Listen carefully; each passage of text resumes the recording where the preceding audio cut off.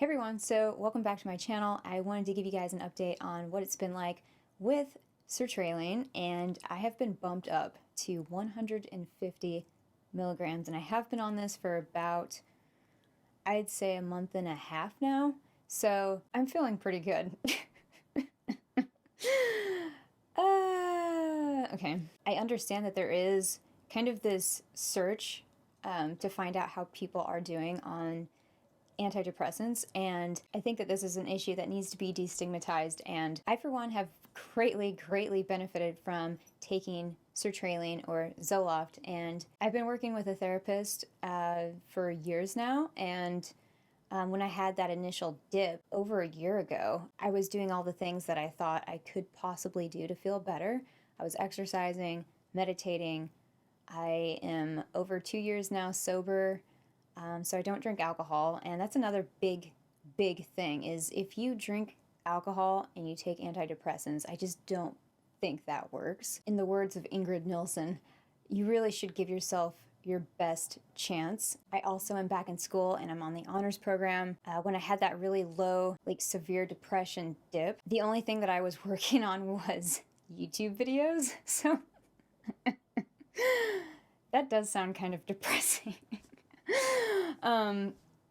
I love that I am back in school. I love that I am finding other projects to work on and things that I'm working towards. My life has just completely flipped. It has completely changed, and I'm excited to get out of bed in the morning, and I'm excited to work on things. And not just work on things, but just enjoy living and enjoy life. And that's something that I kind of want to discuss in an upcoming video, is what depression actually feels like, because it's kind of hard to put it in words in terms of trying to relay this information to someone who does not suffer from depression and doesn't really understand it. Anyway, I've been bumped up to 150 milligrams. I started on 50, then I increased to 100. And then talking with my psychiatrist, I mean, the choice is ultimately mine. We discussed it months and months back. He's like, you can always go up, you could stay here, you could do some more lifestyle changes if you want to. And he's like, there's nothing wrong with increasing it. Like, we can do that.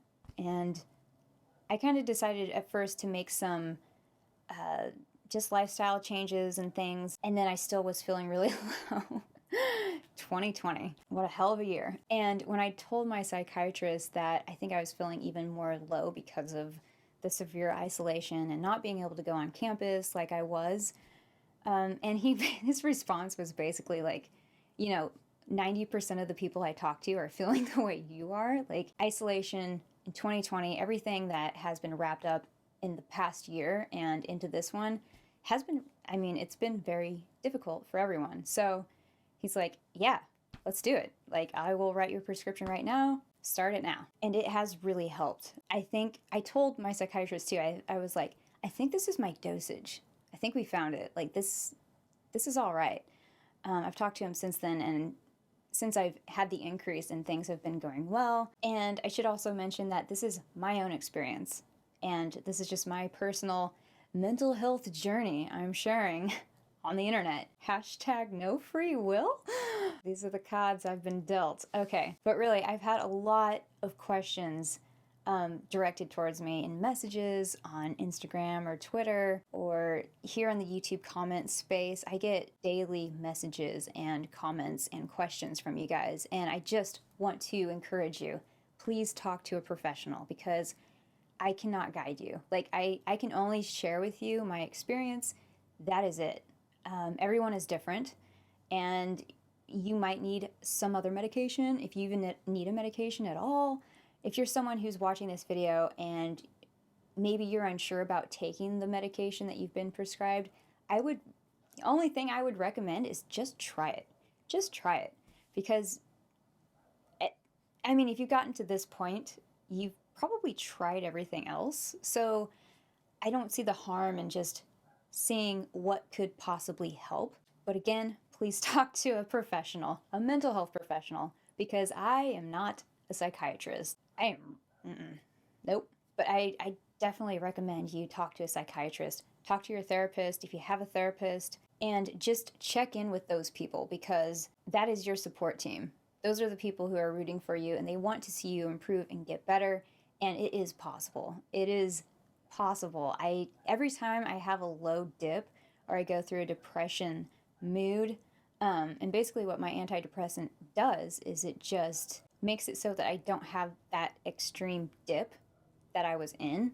So I'm kind of like more on the surface, I guess, or more balanced, I should say. But I like where I'm at. I think I am going to stay at 150. We'll see how this goes.